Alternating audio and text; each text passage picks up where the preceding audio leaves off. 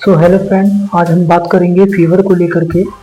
यानी कि बुखार, इसके क्या सिम्टम्स होते हैं, किन किन रीजंस की वजह से होता है और कितने तेज ये रहता है और क्या इसके प्रिकॉशंस को हमें फॉलो करना होता है, क्या सेल्फ ट्रीटमेंट लेना होता है, सब कुछ इस वीडियो में जानेंगे। तो प्लीज़ मेरी वीडियो में आप लास्ट तक बने रहिएगा। वीडियो के कुछ सेकंड में मैं आपको बताऊँगा क्या क्या प्रिकॉशंस आपको फॉलो करने होते हैं, क्या सेल्फ ट्रीटमेंट आपके लिए बेटर रहता है। तो अगर आप मेरे YouTube channel Mahalakshmi primary health care पे नए हैं तो please subscribe my channel Mahalakshmi primary health care. तो I am Saurabh Saxena as a general physician. Let's talk about fever. So the condition of fever generally temperature 98.6 Fahrenheit and 37 degree Celsius. जो हमारी body का तापमान, अगर normal fever की मैं बात करूँ तो हमारी जो बॉडी का तापमान रहता है जिसको हम फॉरेनहाइट बोलते हैं, तो 98.6 यानी कि नॉर्मल देखने के लिए मिलता है। और 37 जो हमारी बॉडी की हीटिंग यानी कि टेम्परेचर रहता है यानी कि सेंटीग्रेड का, वो 37 होता है। तो हमारा फीवर यानी कि ये नॉर्मल रेंज होती है। बात करते हैं हम, इसकी 3 कैटेगरीज होती है। एक होता है माइल्ड फीवर, एक होता है मॉडरेट फीवर और एक होता है सीवियर फीवर। तो अभी हम बात करेंगे यानी कि माइल्ड फीवर। बट मैं आपको तीनों कैटेगरी बता देता हूँ, बट ज़्यादातर हम आज नॉर्मली फीवर की बात करेंगे। तो माइल्ड अगर फीवर की मैं बात करूँ, अगर 100 से यानी कि 100 से नीचे, जैसे 98.6 हो गया या 99.8 यानी कि 100 तक लोग अगर फीवर से रहता है तो ये माइल्ड फीवर बोलते हैं। यानी कि माइल्ड फीवर यानी कि अभी जो है मध्यविक अवस्था जिसको हम बोलते हैं, यानी कि बुखार की। अगर मैं मॉडरेट की बात करूँ तो अगर 100 से ऊपर जाता है, जैसे कि 101 हो गया है, फिर 102 यानी कि 100, तो इसको हम मॉडरेट बोलते हैं। अगर इससे ऊपर जाता है जैसे 104, 105, 107 तक, तो उसको हम बोलते हैं सीवियरिटी। और वो बहुत ही ज़्यादा खतरनाक फीवर की रेंज में आता है। बट हम अभी बात करेंगे यानी कि माइल्ड फीवर की, जो कि एक जनरली यानी कि नॉर्मली टेम्परेचर रहता है। तो इसके कुछ सिम्टम्स होते हैं। इसकी वजह से क्या होता है कि अब हमें जो है इसके अंदर यानी कि ड्राई कफ और कोल्ड वगैरह देखने के लिए मिलता है, जैसे जुकाम, खांसी वगैरह इसके अंदर हमें देखने के लिए मिलता है। और बहुत ही ज़्यादा यानी कि हेडक, जैसे सिर में अंदर दर्द बोलते हैं, वो हमें देखने के लिए मिलता है, जिसकी वजह से हमें जनरली वीकनेस यानी कि काफ़ी ज़्यादा कमजोरी का सामना करना पड़ता है। और उसके बाद में हमें डिजीनेस यानी कि काफ़ी कपकपाहट देखने के लिए मिलती है। और एक सिम्टम्स होता है कि इरेगुलर हार्ट बीट, यानी कि कभी कदार हार्ट बीट का बढ़ जाना, जिसको हम 100 से ऊपर यानी कि टैकिकार्डिया बोलते हैं। तो उस बीच में यानी कि पल्स घटती बढ़ती इसके अंदर देखा जाता है। कुछ सिम्टम्स होते हैं फीवर्स के।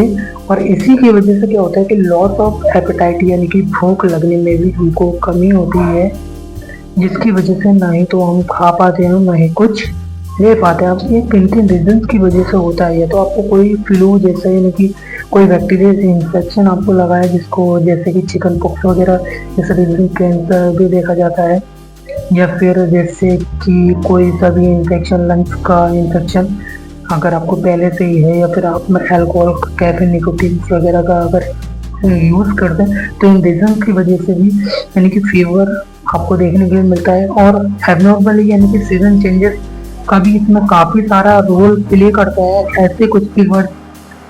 तो इन रीजन की वजह से भी सारे के सारे हमें फीवर देखने के लिए मिलता है, जिसको हम माइल्ड फीवर बोलते हैं। अब इसकी बात करते हैं हम सेल्फ ट्रीटमेंट और सेल्फ प्रिकॉशन से। तो सेल्फ ट्रीटमेंट में आपको यह Dolo 650 mg, you are the best medicine, यानी कि 18 से 60 साल तक यानी कि नॉर्मल बट बॉडी वेट के अकॉर्डिंग ज़्यादातर हेयर डाई का यूज़ करना चाहिए सेल्फ ट्रीटमेंट के तौर पर।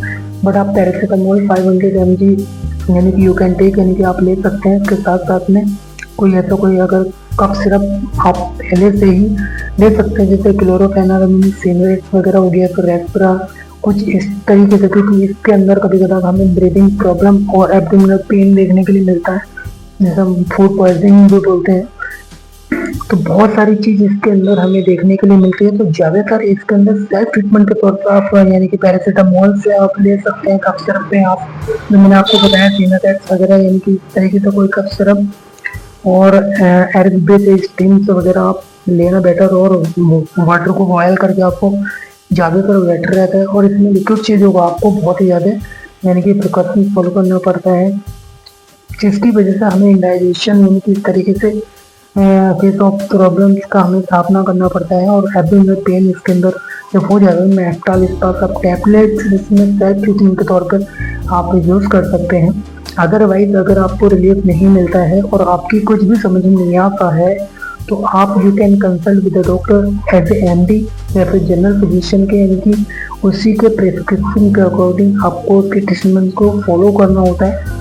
क्योंकि अगर 48 से 72 घंटे तक का फीवर की अगर मैं बात करूँ तो ये फीवर नॉर्मली रहता है जो कि चला जाता है। अगर उससे ज़्यादा अगर आप फीवर आपको दिखाई देता है तो इसके लिए आपके लिए ब्लड इन्वेस्टिगेशन बहुत ज़्यादा इम्पोर्टेंट रोल प्ले करती है। और या फिर कोई सीटी स्कैन जैसे कि चेस्ट एक्सरे हो गया या फिर यूएसजी होल एब्डोमेन जिसको हम अल्ट्रासाउंड सोनोग्राफी बोलते हैं, इस चीज़ से भी पता लगाया जाता है। सीवीसी, सीआरपी और ये एलएफटी, बहुत सारे रीजन। क्योंकि अगर इस तरीके से ये वाला फीवर रहता है तो ये पूरा इंडाइजेशन जिसे हम इलेक्ट्रोलाइट बोलते हैं, जिसके अंदर सोडियम, पोटेशियम, कैल्शियम क्लोराइड रहता है, तो इलेक्ट्रोलाइट हमारी बॉडी के क्या होते हैं, इनबैलेंस हो जाते हैं, जिसकी वजह से हमारी बॉडी को फ्लूइड्स की रिक्वायरमेंट रहती है। तो कभी कभार इस कंडीशन में हमें फ्लूइड्स को चढ़ाने की भी ज़रूरत पड़ती है। और उसके साथ साथ में कुछ मल्टीविटामिन जिसकी वजह से हमको यानी कि कोई से फूड यानी कि स्टॉप करना पड़ता है और उसकी जगह पर हमको लिक्विड चीज़ जैसे कि दाल, दलिया वगैरह इस तरीके से हमें प्रिकॉशंस को फॉलो करना होता है। तो I hope you have understood my videos about the fever and the mild fever यानी कि नॉर्मल फीवर के बारे में जो मैंने अभी आपको बताया है। तो आप इस तरीके से इनकी सेल्फ ट्रीटमेंट प्रिकॉशंस आप के फॉलो कर सकते हैं। अदरवाइज यार इतना कोई मैनेज से नहीं होता हेल्थ के विषय में, बट अदरवाइज अगर ज़्यादा प्रॉब्लम क्रिएट है तो आप you can consult with the doctor and after that he will decide that what to do, what not to do. So I hope you have understood my videos and then take care. Bye bye friends.